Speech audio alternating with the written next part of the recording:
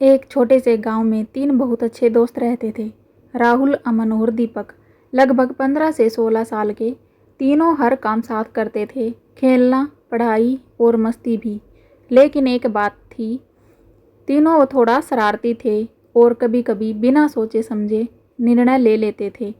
राहुल की एक छोटी बहन थी, सिया, 13 साल की। सिया समझदार और शांत स्वभाव की लड़की थी।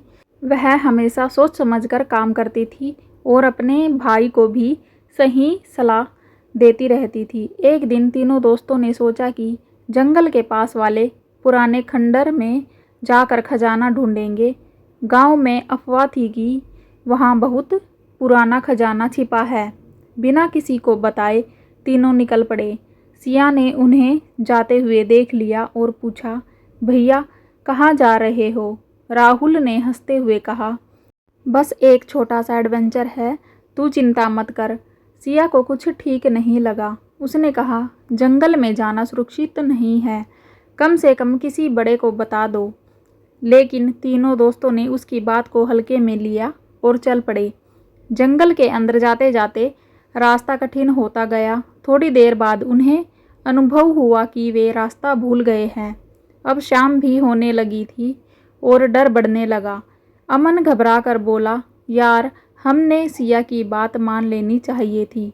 दीपक ने भी सिर झुका लिया, हमने बिना सोचे समझे गलती कर दी। उधर सिया को चिंता हो रही थी। उसने अपने माता पिता को और गांव के बड़े लोगों को उन तीनों के बारे में बताया।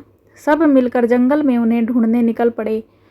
कुछ घंटों की तलाश के बाद अंततः तीनों दोस्त मिल गए। वे डरे हुए थे लेकिन सुरक्षित थे।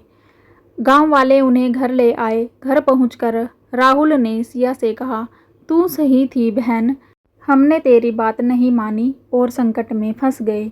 सिया बोली, गलती करना बुरा नहीं है, लेकिन उससे सीख लेना जरूरी है। उस दिन के बाद तीनों दोस्तों ने एक बात अच्छी तरह समझ ली, कोई भी निर्णय लेने से पहले सोच समझकर और बड़ों की सलाह लेकर ही काम करना चाहिए। जल्दी जल्दी में और बिना सोचे समझे निर्णय संकट ला सकते हैं, जबकि समझदारी और सही दिशा हमें सुरक्षित रखती है।